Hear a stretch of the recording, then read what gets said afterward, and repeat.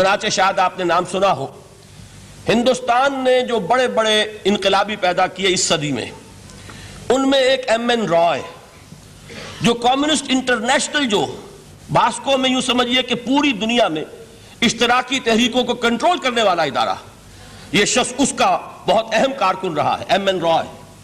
اس نے ایک کتاب لکھی دی ہسٹوریکل رول آف اسلام، اور وہ تسلیم کرتا ہے کہ تاریخ انسانی میں عظیم ترین انقلاب وہ ہے جو محمد نے برپا کیا صلی اللہ علیہ وسلم۔ تو یہ چیز دوسری ہے کہ جس کو ماننا پڑتا ہے، لیکن آپ حیران ہوں گے کہ یہ سیرت کا جلسہ تو نہیں تھا، میں قرآن کی عظمت بیان کر رہا تھا۔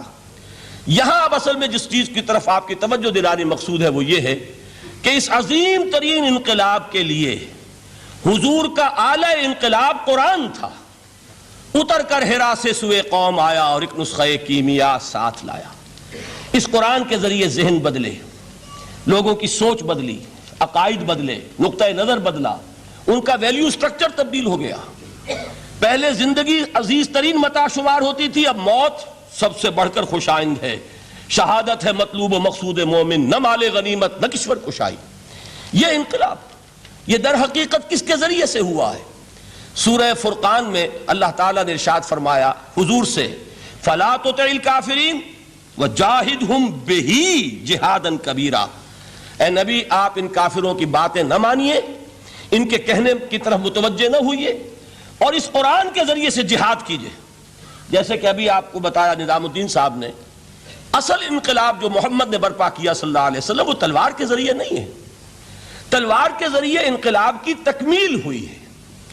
تو در حقیقت جو انقلاب آیا ہے، انقلاب پہلے آتا ہے انسان کی سوچ میں، انقلاب آتا ہے انسان کے نقطہ نظر میں، انقلاب آتا ہے انسانوں کی شخصیتوں میں، ان کے کردار میں، ان کے شب و روز کے انداز میں۔ یہ انقلاب کون سی تلوار سے آیا؟ محمد تو تنہا تھے صلی اللہ علیہ وسلم، ایک فرد واحد سے دعوت کا آغاز فرمایا۔ یہ قرآن تھا در حقیقت، یہی سب سے بڑی تلوار ہے محمد الرسول اللہ صلی اللہ علیہ وسلم کی۔ اس سے ذہنوں کو بدلا ہے، عقائد بدل دیے ہیں، نظریات بدل دیے ہیں، اسی سے لوگوں کا تزکیہ کیا ہے، اسی کو ان کے اندر اتارا ہے۔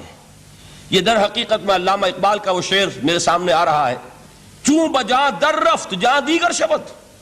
عظمت قرآن کے ذکر میں فرماتے ہیں جب یہ قرآن کسی کے اندر اتر جاتا ہے اس کے اندر انقلاب آ جاتا ہے۔ ہی از اے چینج پرسن، اس کی سوچ بدل گئی، نقطہ نظر بدل گیا۔ پہلے وہ کائنات کو سمجھتا ہوگا کہ خود بخود چل رہی ہے، اندھا بہرا مادہ اسے چلا رہا ہے، بائی این ایکسیڈنٹ یہ وجود میں آئی ہے۔ اب وہ سمجھتا نہیں ایک اللہ ہے، علی کل شیء قدیر بکل شیء علیم، الحی القیوم، جس نے اس کائنات کو بنایا ہے، جو اسے چلا رہی ہے، جو مدبر ہے، یدبر الامر من السماء الی الارض، تدبیر فرما رہا ہے، وہ ہے کہ جس نے اس کائنات کو پیدا فرمایا۔ پھر یہ کہ پہلے وہ سمجھتا ہو کہ میری زندگی کیا ہے، وہی جو کہ شہنشاہ ظفر نے کہا تھا کہ عمر حیات مانگ کے لائے تھے 4 دن، بہادر شاہ ظفر آخری تاجدار خاندان مغلیہ کا، کہ عمر دراز مانگ کے لائے تھے 4 دن، 2 آرزو میں کٹ گئے 2 انتظار میں۔ کل زندگی کیا ہے؟ یہ 30 40 50 60 70 برس۔